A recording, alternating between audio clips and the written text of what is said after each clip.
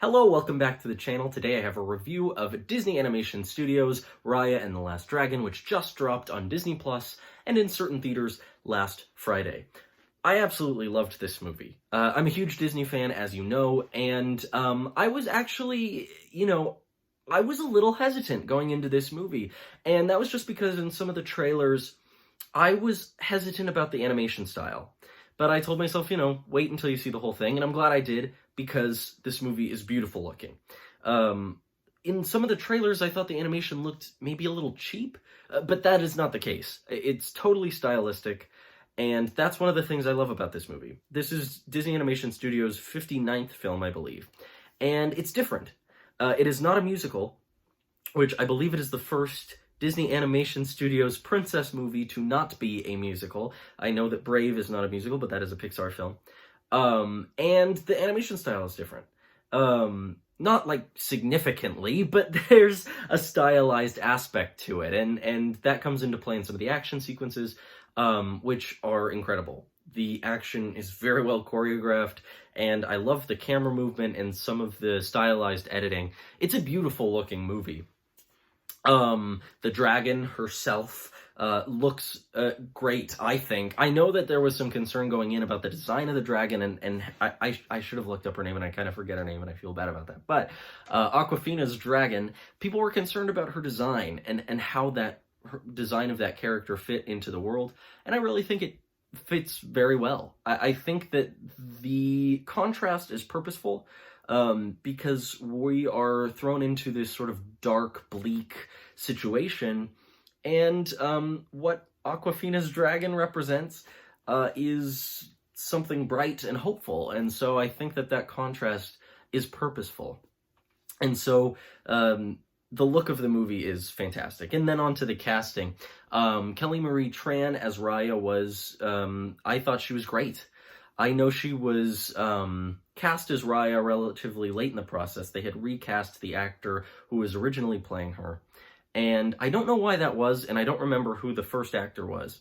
But I'm glad they did, because I think Kelly Marie Tran is great. I love Kelly Marie Tran.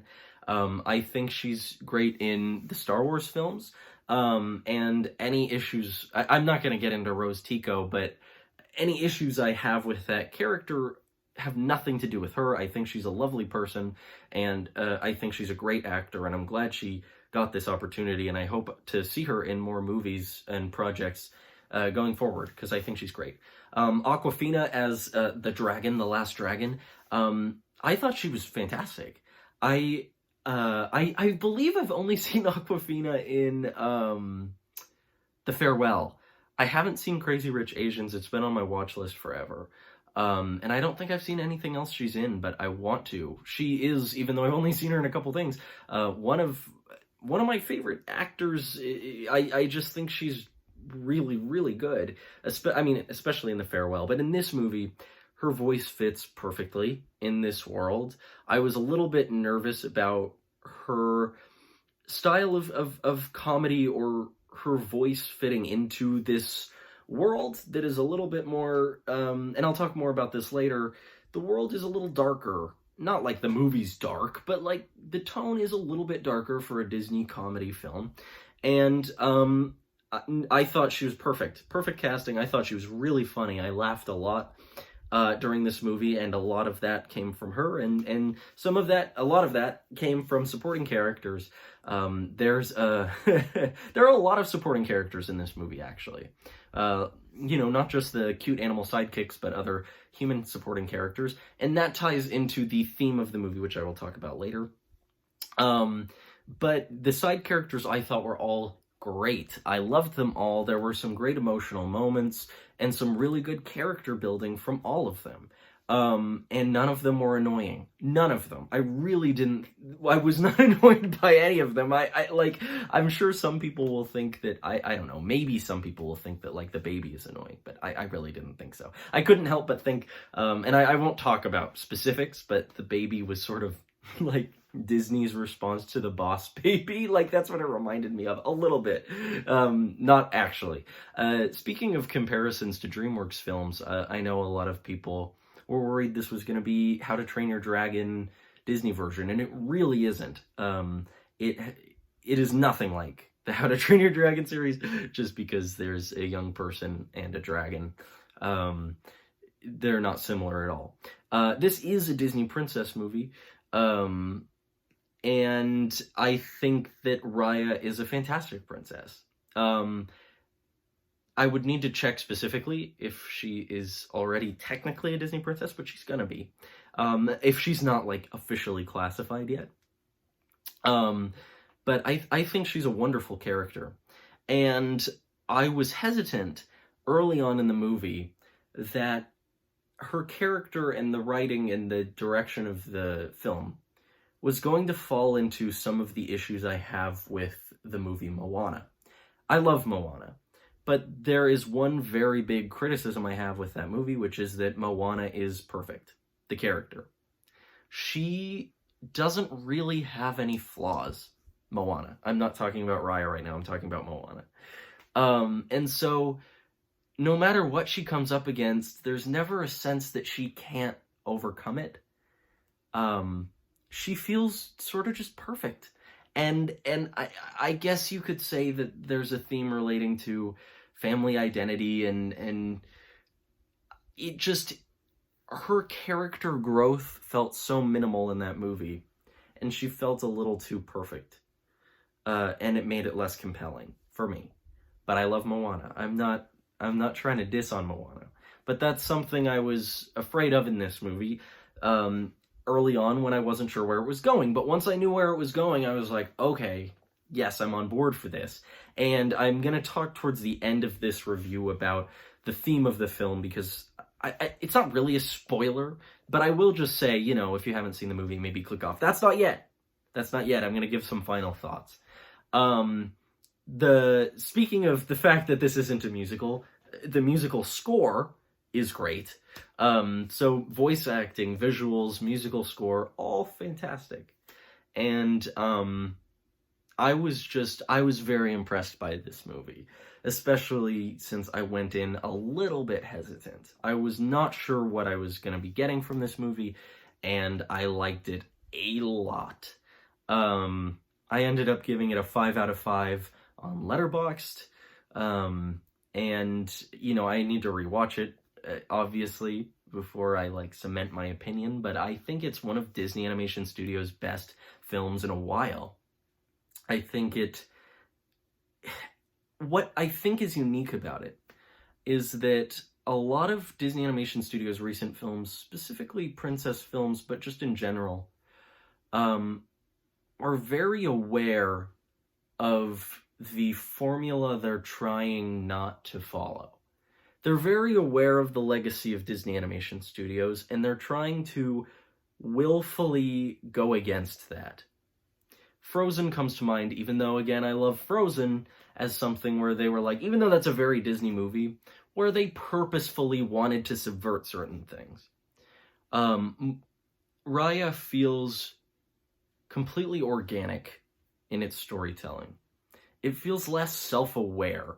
It feels less like Disney Animation Studios was trying to reckon with their identity. It just felt like they made a really great movie without worrying about correcting pieces of their legacy, or what it means to be a Disney Animation Studios film. It just feels like they made a great film. And I respected that a lot. I think the story, even though from the setup point could feel very similar to other things, very derivative, I don't think it is. I think it's very original. And I just think that the story, the emotion, along with all those technical aspects, is just totally beautiful.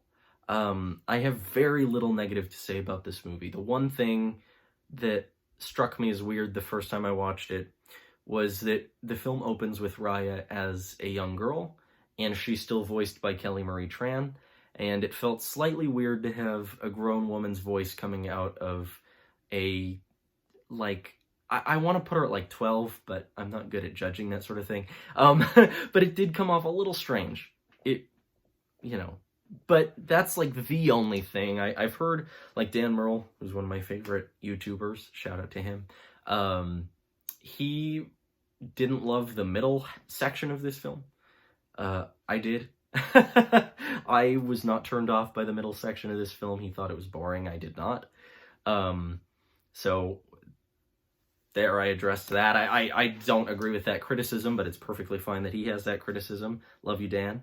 But yeah, that's the gist. I've talked for a long time, and I could talk for a lot longer. And maybe I'll do a spoiler review one day, who knows, but I just think this is a great movie, and if you're a Disney fan and you're considering whether or not to drop $30 on this, go for it.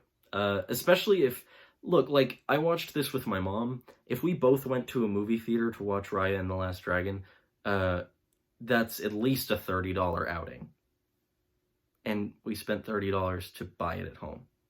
And I'm gonna watch the movie again, and now I own it forever, even though it's gonna be free on Disney Plus in a couple months. But it's worth $30 if you like Disney movies, 100%. That's my opinion. That's my take. 10 out of 10 recommendation from me. And that's kind of it. I do want to talk now about, if you consider the theme of the movie to be a spoiler, you can click off. But I'm going to talk a little bit about what the movie means. I know I've done that a couple times with Inside Out and Soul recently, and maybe I'll do a video essay on this one day, who knows. But the theme of the movie, I love it. It has to do with, and I actually don't know if I looped back to my Moana point from earlier, but it has to do with trusting people. And I think it's done so well. There's a character I didn't talk about earlier in the review because it's not that it's a spoiler, it's just that I didn't know anything about her. But the leader of the Fang group. And the way that they handle that relationship is very smart and very mature. In terms of, you know, in Moana, going back to that comparison where she just sort of goes and beats the thing in the end on her own. I love that Raya has to learn to trust people because she sees trusting people as a weakness, and she learns that it's a strength, and that if you give someone else the benefit of the doubt, if you trust someone else first, then they're more likely to trust you. And that sometimes you need to be the one to take the first step towards mending a relationship. And I just thought that that was beautifully executed. In terms of trusting people and reaching out, and in a weird way, unifying and building bridges. And I thought that was all handled really, really well. And sort of diplomacy over violence is there. There's a lot in there. I didn't even talk about Tuk Tuk. There's so much to talk about. I've already talked for way longer than I intended to, but I hope you enjoy my rambling. I know some people do. If you've made it this far in the video, thank you. I'll go ahead and end it here. Thank you for checking out this video. If you have not yet subscribed, I would love it if you did so. Go ahead and like this video and check out my other videos. I talk about Disney and Pixar and all sorts of other nerdy stuff that I know you're going to like. So thank you, and I'll see you in the next one. Bye.